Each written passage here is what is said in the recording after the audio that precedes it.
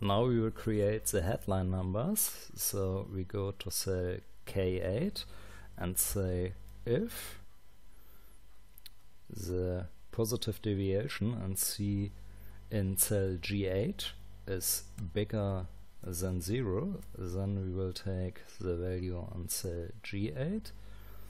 If not, then we will take the quotation marks for nothing. And we copy it down, and you see for February we have a deviation of -13, and in this case the quotation marks say that's here nothing. Then we mark the cells K8 until K19, right mouse key, format cells, custom, and here in type we delete standard and we say the squared bracket open equal 0, squared bracket close, quotation marks, semicolon, plus 0. And then in this case all the values here in the cell from K8 until K19 will have a plus. So that's the first step.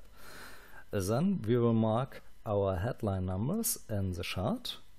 Go to Chart Design, Add Chart Element, Data Labels, More Data Label Options.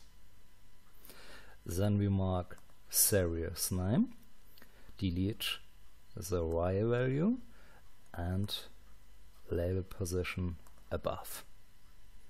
And then we close the window, and now we will mark the first from January, the headline numbers, go to the insert function and we say equal cell K8 and press enter. Then we go to February, then here insert function equal a cell K9. Then we go to March equal cell K10. For April equal K11.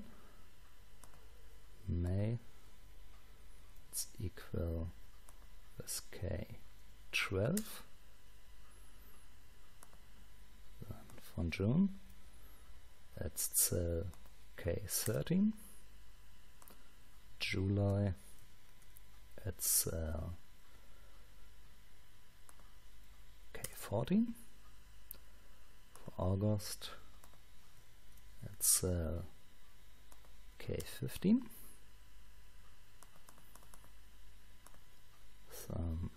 September so K16. October so K17,